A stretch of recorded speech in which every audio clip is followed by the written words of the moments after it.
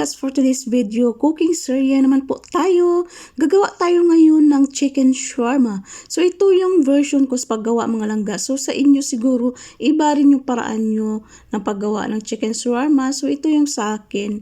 So una, nilagay ko na yung fresh yogurt. So ito yung the best talaga na pampalasa sa ating chicken shawarma. At naglagay din ako ng black pepper. Syempre hindi mawawala ang asin. At saka naglagay din ako dyan ng chicken seasoning. Ayan. At isama na natin dyan ang paprika. The best talaga. Ang paprika. At garlic powder. So ayan. Halo-halo lang natin yan.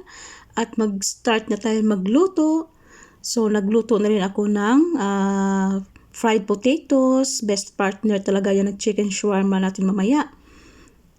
So, ayan mga langga, lumabas na yung water sa ating chicken. So, wait na lang natin na matuyo yan at magiging kulay golden brown. Oo.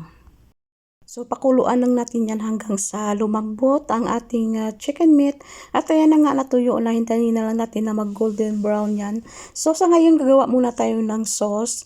So, naglagay na ako dyan ng fresh yogurt, ng garlic, black pepper, salt, at tahini. So, ayan. I-mix lang natin mga langga. So, ito pala yung gagamitin natin mamaya, ang kubos. Yung tawag nila dito is kubos.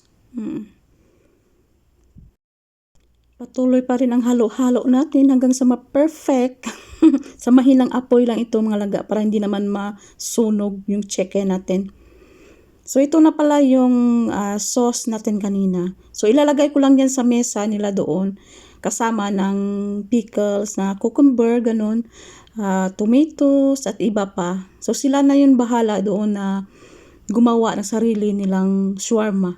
So ilalagay ko lang ito doon sa mesa, yung kubos, yung sauce at iba pa, yung fried potato. So sila nang bahala niyan mga langga magbalot ng shawarma nila. So thanks for watching.